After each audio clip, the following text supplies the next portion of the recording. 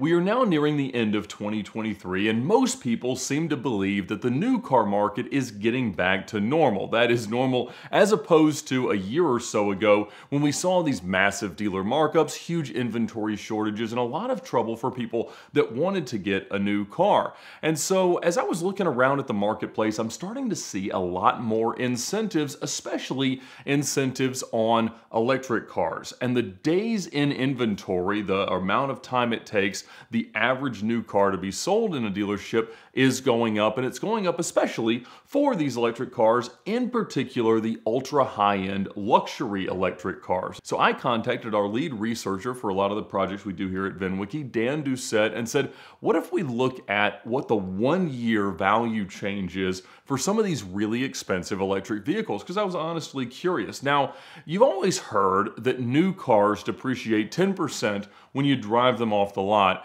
and that's kind of true, but that's not exactly what's happening. I mean, in general, the new car dealer markup is give or take 10% for most manufacturers. Sometimes you'll have volume bonuses and things like that, and sometimes towards the end of a model year, you'll also have the manufacturer giving up some of their profit, so sometimes you'll see discounts of 10, 15, 20% on certain new cars, especially at the end of the model year. So if you were buying a brand new 2023 car now in November, you might get some kind of a discount like that in a normal market circumstance. Now, we haven't seen that for a couple of years, but it is starting to become a little bit more of the reality.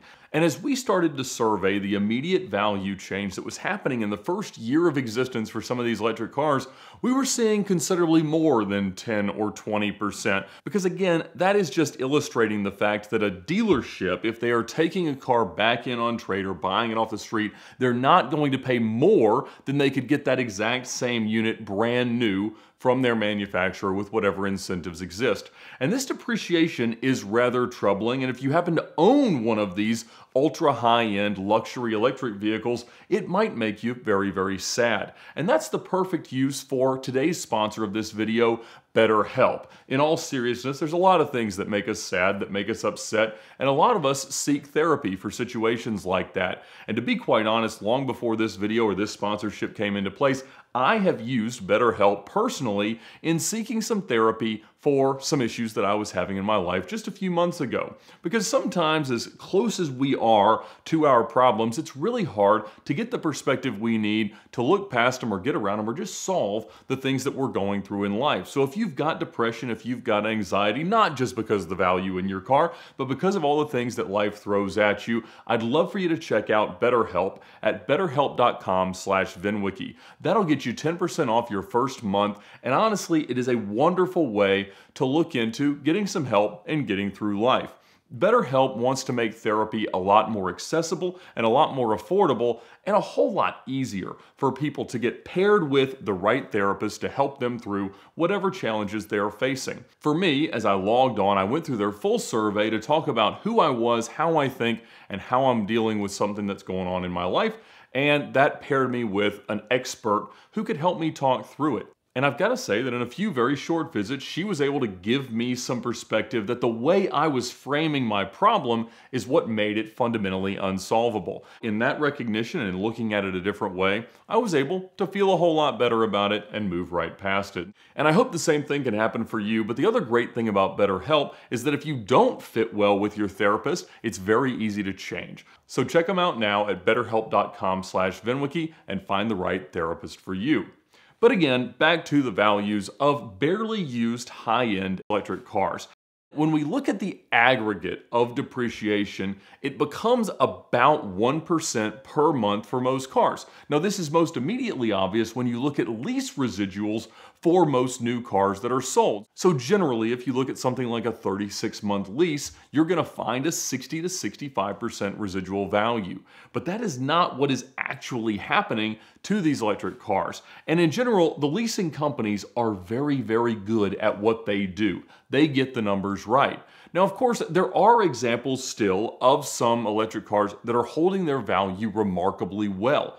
But most of these are either brand new offerings like the new Hummer, like a Rivian, or they are still the base level cars, the really low-end Teslas, the low-end Porsche Taycans. The problem seems to be arising when you get to the ultra high-end, the high trims, the high specs, and things like that. Now, my general approach to buying family cars or daily use cars for my wife over the last 15 years or so that we've been married is to buy 4 to 5 year old depreciated German or British SUVs. That's what she likes to drive. She doesn't care about having the latest, greatest technology. She just wants something that's really comfortable, goes pretty fast, is fun to drive, and looks really, really cool. And I like those as well. So we've bought Cayennes and Range Rovers and now a GL63. And in every case, I'm buying them as they go out of warranty because that is typically the biggest moment of depreciation for a really, really high-end, especially a high-spec car. So like her supercharged autobiography Range Rover, we bought it 5, 6 years old. It had depreciated massively, and that was the right moment to get it because over the next few years, the depreciation is a lot less. Again, this 1% per month number is really in the aggregate, and 1% becomes a whole lot less over time. They don't depreciate to 0 in 100 months, and that's why I generally say that I want my garage to look like I won the lottery 10 or 15 years ago, because that window of time has very, very little depreciation, and in some exotic cars, that's when we start to see them go up in value. Now, ultra-technological cars never have great residual values. The other thing is that we have to understand is that these cars are obviously dealt with differently by the government from initial purchase. Now, this is not meant to be political, but when there are so many federal and state incentives to buy a brand new electric car, it means it's going to hurt the values of used cars, and that's what has always happened. In the Obama administration, when we first saw tax incentives on buying or leasing new electric cars, that's when we saw like Nissan Leafs that you could effectively lease them for free or $100. Well, if a brand new Leaf is free or less than $100, what is a used one worth? Well, it means it's worth nothing unless your credit is so bad that you can't lease a new one. And it did popularize and normalize the idea of low-end electric vehicles. We started to see them all over the place, but now a used Nissan Leaf has very low range and is generally a $2,000, $3,000, $4,000, $5,000 car. And that was the residual value almost immediately on a car that had an MSRP of $30,000 to $40,000. So as Dan and I started to look through the values of these really high-end cars, there were some that stood out as being really, really bad. The first was the Audi e-tron. Now, these cars come in several trim packages, and all of them have depreciated like crazy. When you look at a site like Auto Tempest, that's showing you retail values, and on cars that had MSRPs of $102,000 to $142,000, the residual one-year value, so the value of a 2022 car right now, was about 67% of the original MSRP. Now, when you look at Manheim auctions, or when these cars are trading on a wholesale basis where somebody might spend some money on reconditioning and then will want to make some money to sell at a retail value, these are the kind of trade values you're going to see. Those were more like 55%. So more than 45% depreciation in the first 12 months. That is crazy. A car should depreciate like that in 4 to 5 years. A terrible offender is the Jaguar I-Pace. The retail values, like if you look on Auto Tempest, are more like 75% of the original MSRP, but the wholesale values are a long way behind that at about 54%.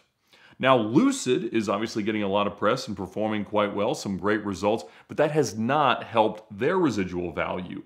Unlike a Rivian or a new Hummer that are holding their value exceptionally well, even though Lucid is new and exciting, we're still seeing 65 to 75% retail prices for one-year-old cars, and auction results are as low as 52% of the original MSRP. Now, the EQS from Mercedes does okay in the low trims, but in the 580 or the AMG, you're down below 80% for retail money and in the low 60s from a wholesale perspective. As I said, the low-tier Taycans are doing all right. They're keeping almost all of their original retail value, maybe losing 10-15% in wholesale. But the Turbo S versions are getting hit really hard with one-year residuals in around 72% from a trade perspective. Now, of course, what is the worst offender? It won't come as much of a surprise, but it is the Teslas. Now, that is accentuated by the fact that the MSRPs have been slashed on almost all of the cars. Not as much on the high end as the low end because they're trying to reach different brackets for qualification for different incentives. But on the plaid versions of a Model S or a Model X, the retail values are low 60s as a percentage of original MSRP, and the wholesale values are in the low 50%.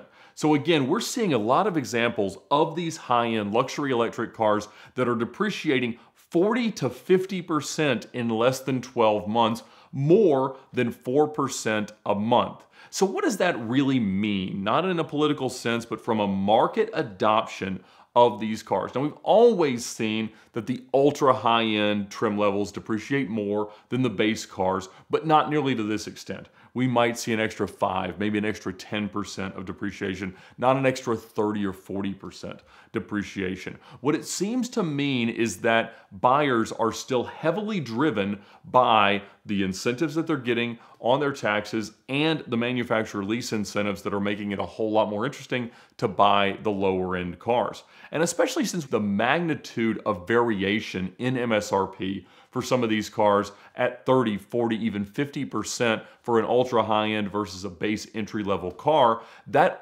all can, in some cases, and what we are seeing here, be rather quickly evaporated in the residual value of a pre-owned car. So at the end of the day, look, if you're buying a new car, you are generally buying it to have the biggest, baddest, latest, greatest, coolest thing, and you're gonna do what you want. Now, this is a lot more depreciation than most new car buyers will be anticipating, and so there is a little bit of a buyer beware sentiment that needs to be used.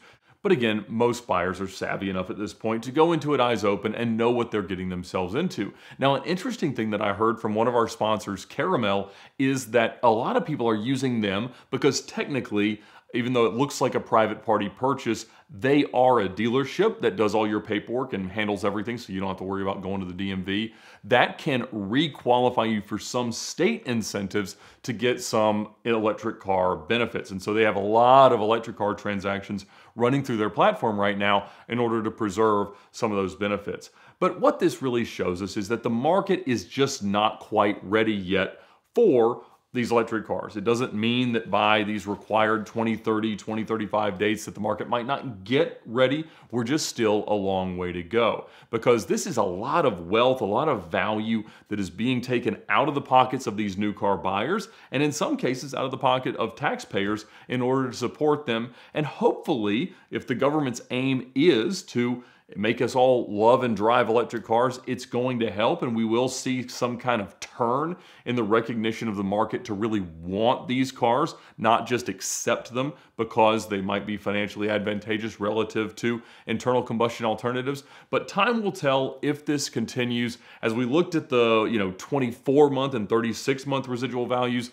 not all these cars sort of have that data yet, but it looked like it's starting to slow. But the idea of losing half of your money within the first year is something I've never been ready for because my greatest allergy of all is, of course, automotive depreciation. Again, we'd like to thank our sponsor of this video, BetterHelp. Check out betterhelp.com/VINwiki to be matched with a great therapist for whatever it is that you're going through in life. They've helped me, I know they can help you, and you'll save 10% on your first month when you sign up through betterhelp.com/VINwiki.